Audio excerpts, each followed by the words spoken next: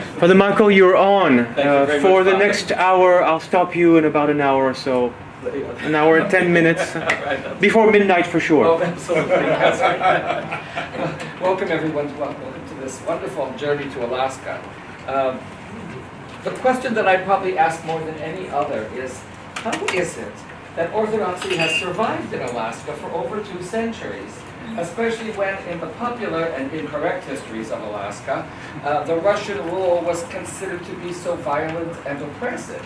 If the Orthodox king, by virtue of the Russian intrusion into Alaska, which lasted almost 130 years, and if the Russians were so mean to the native people, why did they embrace this faith in the first place? And when the Russians left, why didn't they just throw everything related to Orthodoxy into the ocean? And these are important questions that need to be answered. Well, first of all, I would say the popular histories are, we can say this with great authority now, almost completely wrong. The first 50 years of contact between Russia and Alaska, which begins 1741 with Vitus Bering's second voyage, this set up a 50-year period that I would call the fur rush. In American history, we have gold rushes.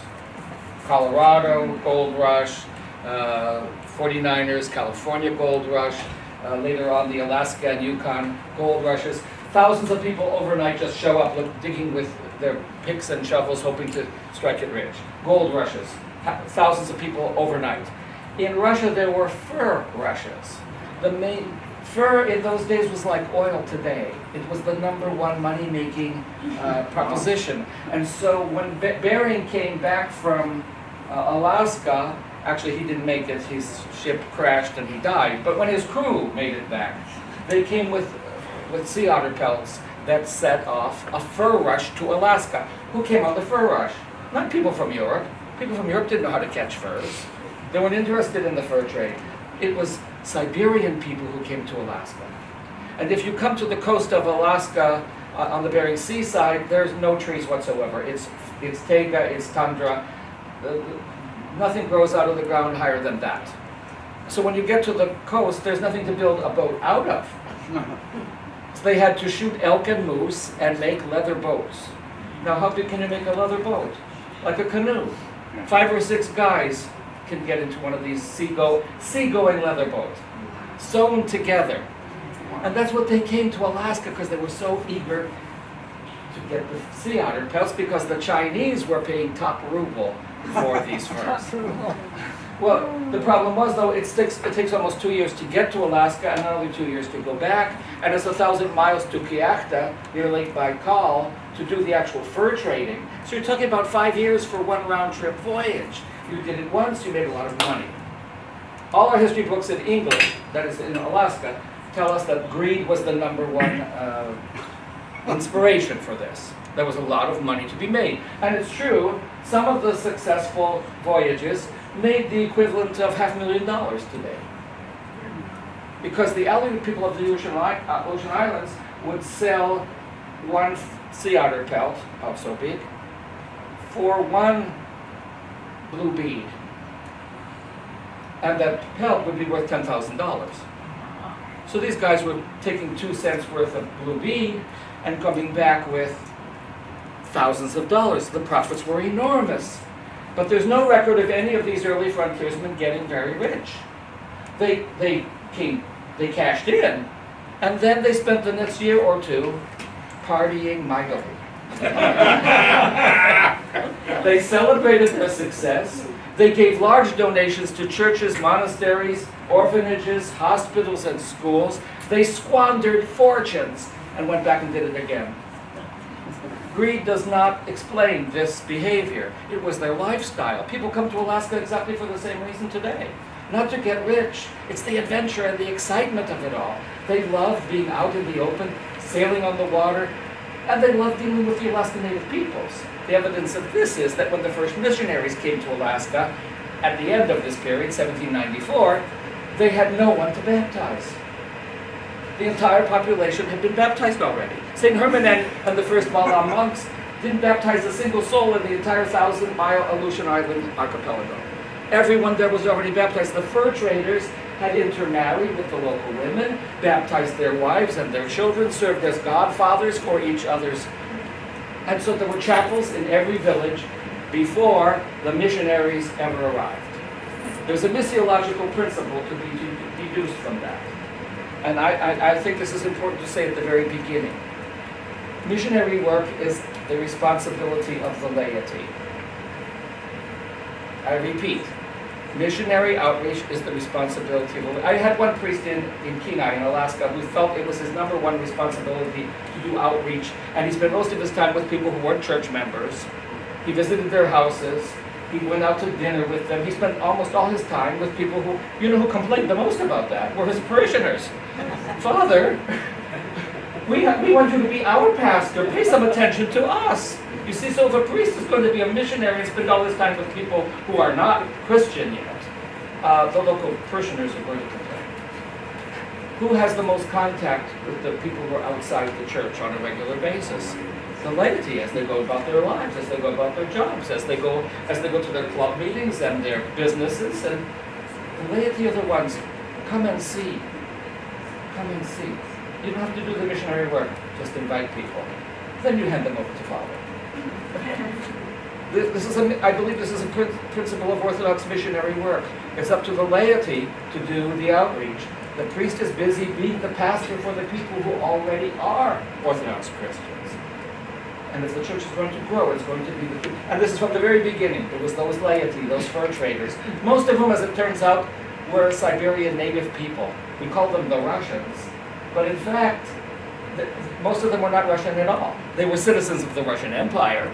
They spoke Russian. They were Orthodox Christians. But they were definitely Russians. And the first 50 years is that. Then the missionaries come. They were recruited by Gregory Shelikov, who was setting up the fur trading company to put all his rivals out of business. He had his own motives. We don't have time to go into all of his shenanigans. But when the missionaries arrived, they did something that I think is really important, and we'll spend most of this next lecture on this topic. They spent a year preaching to no one. They spent a year just sitting and listening and asking the native people, what do you already believe? What do you already know? They wanted to know, any good teacher does this. You do a pre-test and then you do a post-test. You find out what your students already know, so you don't have to teach that. If they already know their times tables, you don't have to do multiplication this year, right? And it's that kind of principle. They had walked across Siberia. They had come all the way from Finland to the Pacific Ocean. They had spent months walking across the wilderness. But every night, since there were no Marriotts or Motel 6s, they stayed in monasteries. And those monasteries, each one of them had been founded just beyond the boundaries of the empire. You didn't build a monastery downtown, you built a monastery out in the woods. But eventually the woods become a town, and the next monastery gets built further and further east. And so they have this network of monasteries where they stopped and spent the night, and they heard from the monks the history of the founding of that monastery and how the local Siberian native people had gathered, had come to the services, how they had translated the liturgical text into the local tribal language, how they had started the first schools. And so although these monks who came with Father Herman in 1794 had absolutely no theological training, only one of them had ever been to seminary. Even though they had no training in evangelization, by the time they got to Alaska, they had a pretty good idea how to proceed. And that's why they spent their time with the native people, listening to them, and they sent a report back to Valam, back to Finland. These people have the 10 Commandments. These people know you can't live together in a community if you're lying and stealing and murdering and committing adultery and doing all the things.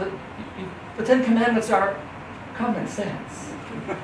Most tribal peoples have figured them out.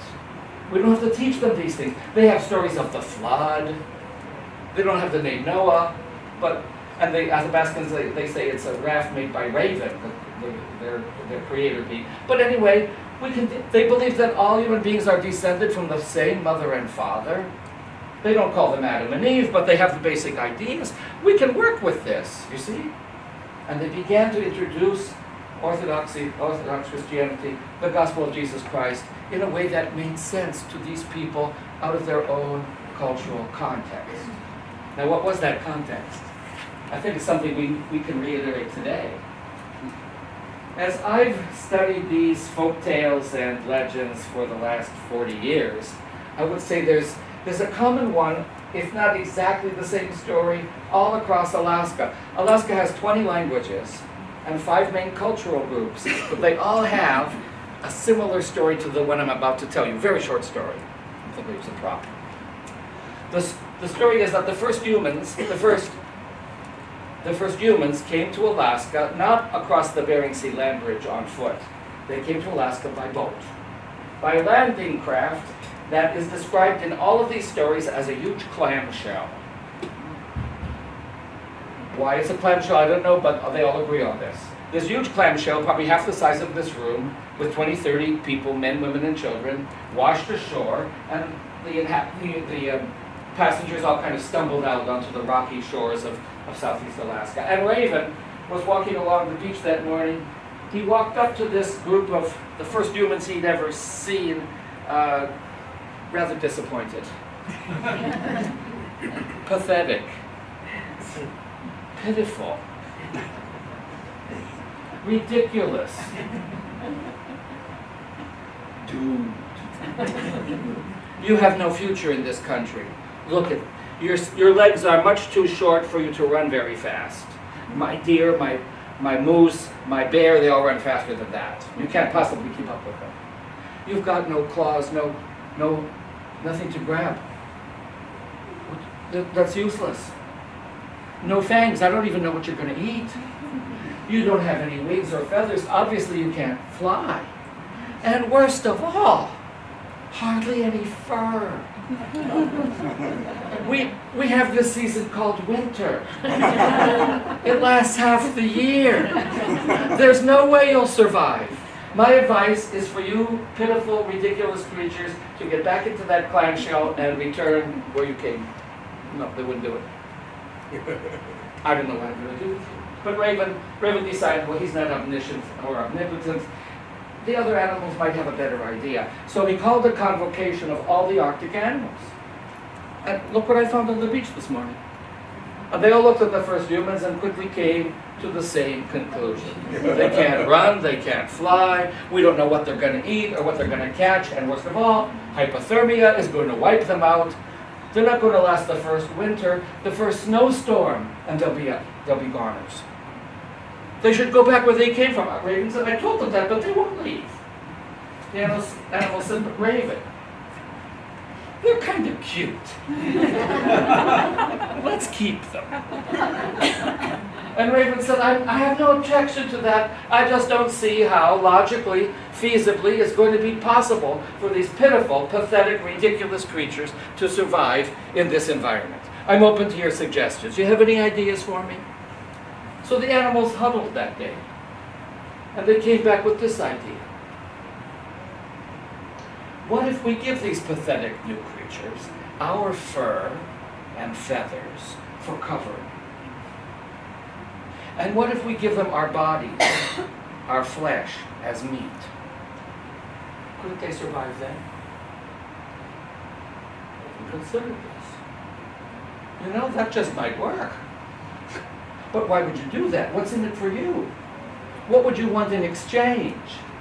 And the animals said, we will give these pathetic new creatures our fur and feathers for clothing, and we will give them our bodies as food in exchange for gratitude and respect. And that's the deal. And I would say that of any basic philosophical notion that's different from our modern scientific one, this is at the heart of Alaskan Native spirituality. The animals are not inferior beings. They see things we can't see. They hear things we can't hear. They smell things we can't smell. They know things we don't know. And they're in cahoots. So if the moose, the elk, the deer don't hear the hunters coming with their big ears, or smell them coming with their large noses, the sparrows tip them off. You can never outsmart them, trick them, or overpower them. Well then, how do you ever catch any? And the answer is, they let you. It's always a gift. And in response to the gift, the human responsibility is to be humble, grateful, and appreciative. Now, how do you show that? They didn't build idols and offer incense before the images of the animals. The animals themselves had to be treated in this humble, grateful, and respectful way. I would say, as I've lived among Tlingit Indians and Yupik Eskimos for the last 47 years, I see how they do it. It's not what they talk about much, it's what they do. For example, and you can see this if you have a visit to the State Historical Museum in Juneau, or the Sheldon Jackson Museum in Sitka. Either way, you see the old weapons, spears, harpoons, and more than that, knives, bowls, ladles, anything that's going to touch the animal is made as a work of art.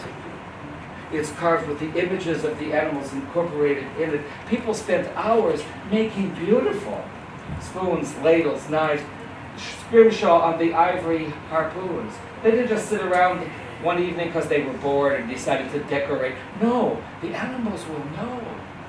They will know that these people appreciate and are respectful and humble. Then you have to be careful even how you talk about the animals, because we're on probation and they're listening. You have to be careful what you say. Being respectful. Then when you go out to hunt, there's the way each animal should be killed without causing it pain or torturing it.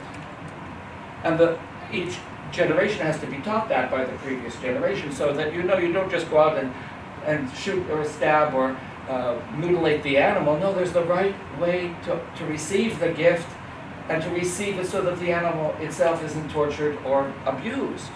Then once you've killed it, you have to know how to remove the skin and make it into clothing. And then how to cook the meat, and even how to eat it. And when you're done, what to do with what's left over that you can't put to any practical use. I learned this myself the spring of 1972. I went out to Western Alaska at the invitation of my high school students. They were Yupik Eskimo kids. And there was an ice jam. Water everywhere. You could not see land. It was just one big lake. A 40-mile lake in every direction, just water, fresh water. It was all clogged up by the ice that was going down the river and had jammed below the city. The city was flooded, and within 40 miles, all the villages. We went house to house by boat, like Venice. And two of my students said, "We're going hunting, come with us." I'd never been hunting in my life. So I went with them, and we came home that afternoon with 10 or 12 muskrats. I was living in a one-room log cabin smaller than this room with two Yupik elders who didn't speak English. I wanted to learn their language. They didn't speak mine. They did a lot of charades that summer. But we brought the muskrats to my teacher, the lady, and she was delighted. She skinned the muskrat. She put the fur, they're only about that big. She put all the fur on little willow branches behind the cook stove, the wood stove, and she put all the meat into one big 20-gallon cook pot. My wife is Yupik as well, you might know. I tease her that there's only one recipe in the Yupik cookbook. It starts with boil water, add ingredients, season to taste, serve when done. That's pretty much it. So we're going to have muskrat soup tonight. I will cook that. And my teacher came to me and said, you don't have to eat this supper if you don't want to. Her implication was there was bread, peanut butter, and jelly. I could have a different menu. I told her, no, Yupik means the real people. You see, Tlingit, where we're entering the Tlingit area, Tlingit means the human beings. The people on the North Slope call themselves Inuit, across Alaska, Greenland, and Canada. Inuit means the people, the human beings. Unangan, the people of the Aleutian Islands, Unangan means the people, the human beings. Yupik means the real people. And so when she said, you don't have to eat this, I said, Yupelrunga, I'm a real person. Inferring that I'll eat what real people eat. Fine. Then she set the table in a way I had never seen the table set. She put spoons around the circumference, and then she brought in a bucket of water. We didn't have indoor plumbing, so she brought in this bucket of water, She put washcloths into it, wrung them out, and put the washcloths down the middle of the table. I've never seen anybody prepare for supper this way, but I didn't ask. I'm going to find out soon enough. And I did. When supper was ready, she summoned us, and usually in the Yupik etiquette calls for each person to go to the stove and ladle out however much they want, and then you're responsible for eating what you took. Not this time. She said, sit, kumrochi, and we sat around the table. And then she, like a waitress, brought each of us a bowl of stew. And I knew we were having muskrat stew. Broth, vegetables, and in each dish,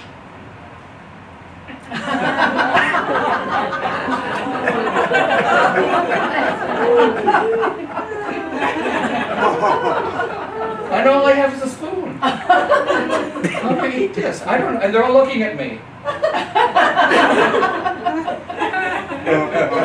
Finally, one of the elders took pity and he showed me how to do this, which meant going right into the bowl with his hands, removing the meat from the carcass of the muskrat, and eating it with your fingers. And then when it gets messy, that's what the washcloths were for. Oh, I can do that. Except my high school senior sitting next to me was making my initiation into his culture as difficult as me. Nudging me with his elbow, pointing at my supper, and whispering in my ear, "Rats.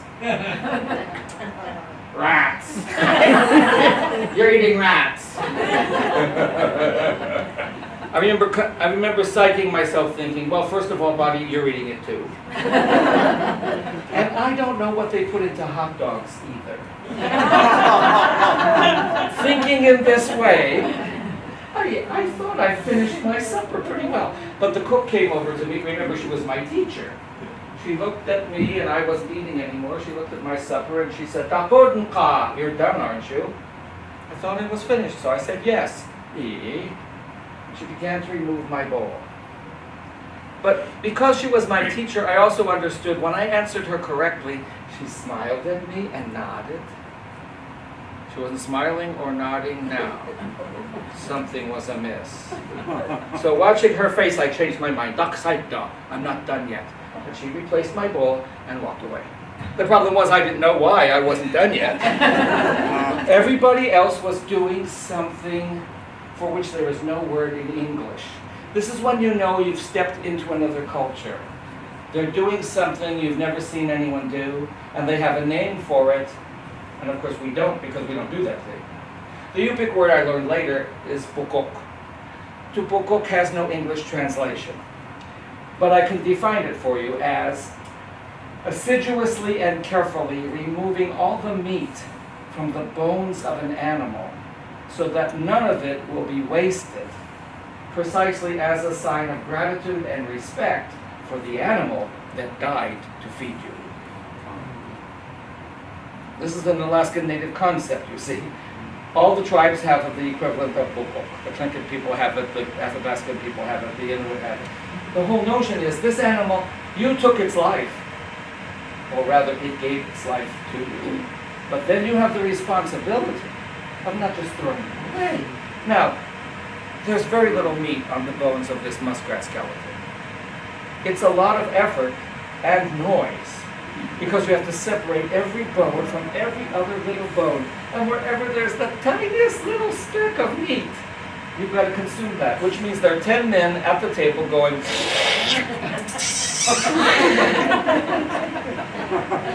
let's put it this way, Emily Post would not appreciate it.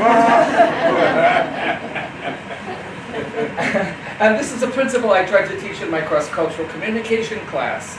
A culture is like a ball game. And what's allowed in one ball game might not be allowed in the other.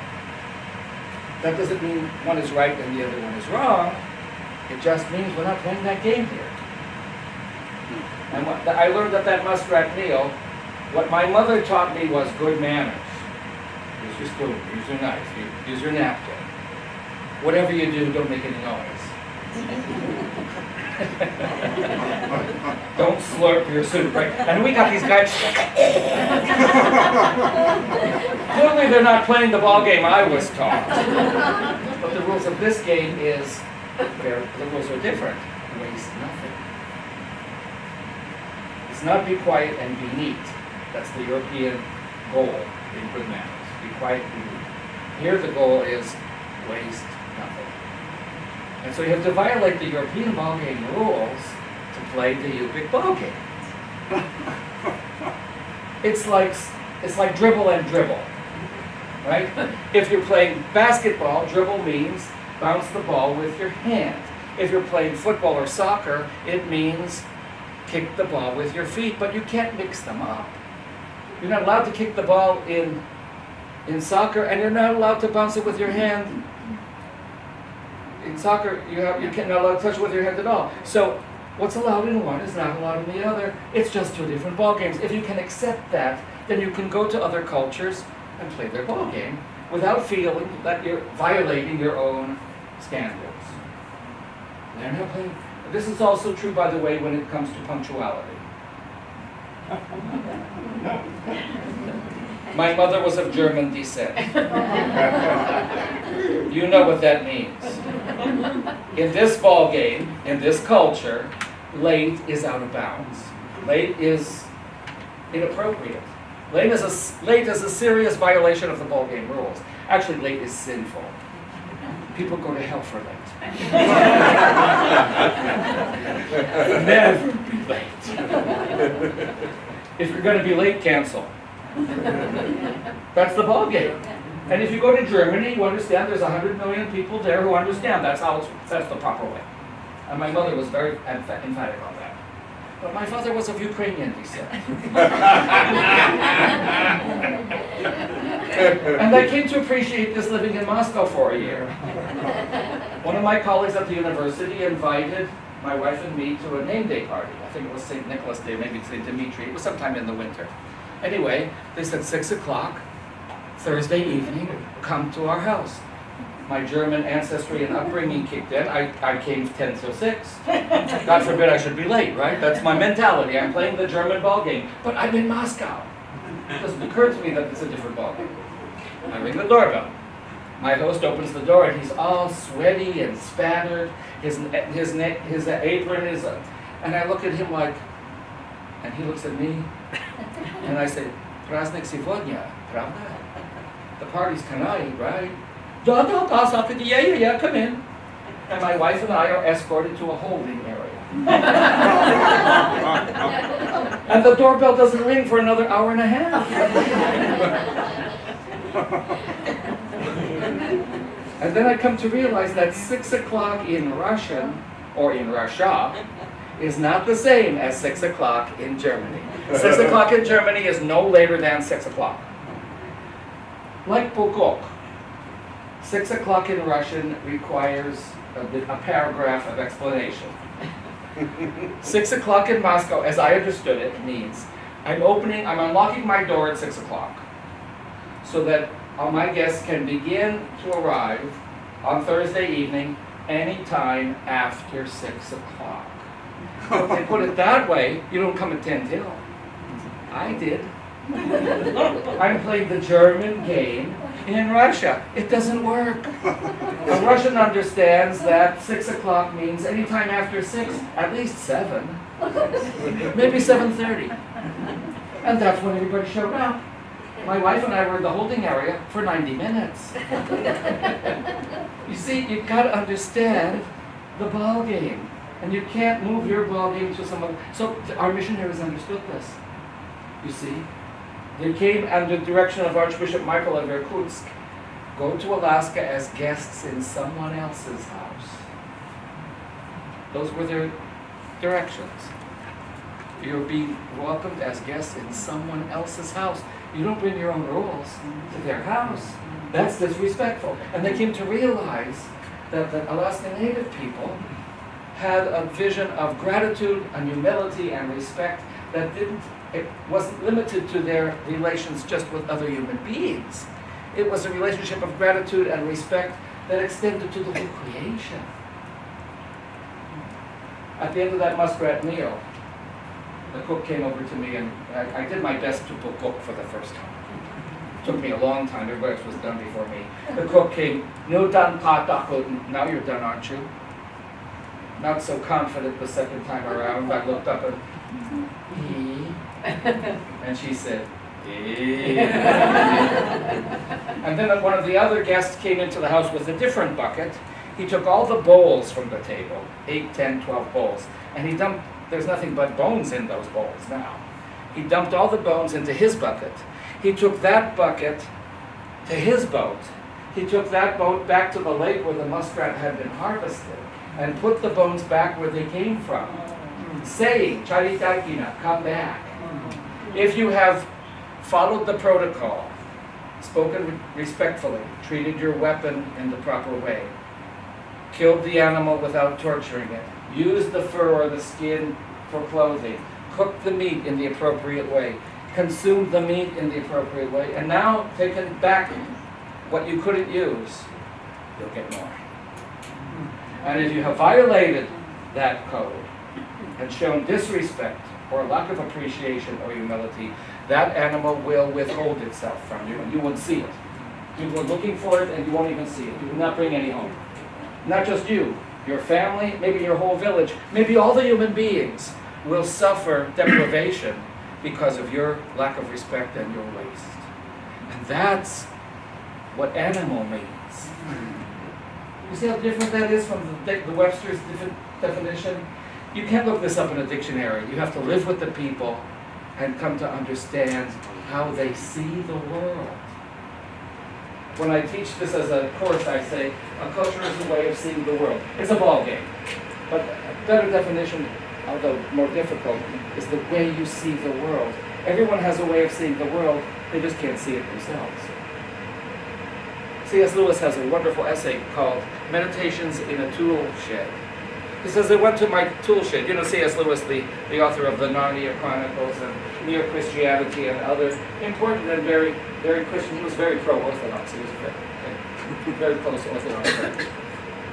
But he says, I went to my tool shed today on a sunny day somewhere in England and closed the door behind me. And at first I couldn't see inside the shed what I had gone to fetch, whatever hoe or rake or tool. It was too dark. What he could see, he says, was the shaft of sunlight that came through the crack in the roof. And he stood in the doorway and kind of looked at and admired for a while this beam of light that came from the ceiling down to the floor. And in that shaft of brightness, he could see every particle of dust suspended there. He looked at the light. Then he says, I stepped into the shed and I looked out along that same beam of light. Everything changed. The shed disappeared. The beam of light disappeared. Now I see the sun 93 million miles away. I see the blue sky. I see white clouds. Close to the shed, I see the willow tree that overhangs that part of the shed. And I even see insects or birds flitting past. The important thing is, while you're in the beam of light, you can't see it. That's your culture. You can't see it while you're in it. You don't know how American you are till you leave the country. Right? Because while you're in it, it's your whole environment. It develops you. So our missionaries had to know, and in a very conscious way, attempt to come to Alaska and step out of their beam of light and step into the beam of light of the Alaskan Native peoples. And I would say that was their genius. Not just St. Herman and the early Valam missionaries, but especially St. Innocent Veniaminov and St. Yakov Nesviatov, who was himself Aleut. He went back from Aleut culture to Russian culture and back to Aleut and then to Eskimo. He got quite proficient at stepping out of his beam of light and seeing the world along the beam of light of another culture, learning their language, and then being able to explain Christianity in terms that made sense within that cultural view. See, that takes a lifetime. St. Innocent did it 3 times. For the Aleuts, for the Tlingit Indians, and for the people of Sakha Republic or the Yakut people in Siberia. He learned 3 languages, developed 3 alphabets, but it was only possible. It's not just a matter of coming up with the local equivalent of the same Russian word. It's not that easy. You've got to get into the way of seeing, the way of understanding the world. So that was the genius. And they came to understand that at the core of Alaska Native spirituality was a sense that all life is sacred. And we're not in charge. We're not the best and the brightest. We're rather the pathetic and ridiculous in this new ball game. And therefore, we're dependent on the self-sacrifice and the self-offering of the animals who come and offer themselves to us. And that's how we survive, and that's the only way we could survive. Imagine this 10,000 years ago when people first settled along the top of Alaska, the Arctic coastline. People made skin boats, as big as these rows of chairs, 4 or 5 chairs. You can't build a skin boat very much bigger than that. You don't have the hides to do it, and sewing it together doesn't always work. They come apart. It's salt water. You see what I'm saying? It's tough to make a skin boat that will last and is seaworthy. And they have to be small by definition. Those men in boats, canoes, kayaks could see the Alaskan whales migrating. They're very smart whales, you know. They actually live in Hawaii. They spend their summers in the Arctic, so every spring they go up and every fall they go back. They spend their winters in Honolulu, like the rest of us would like to.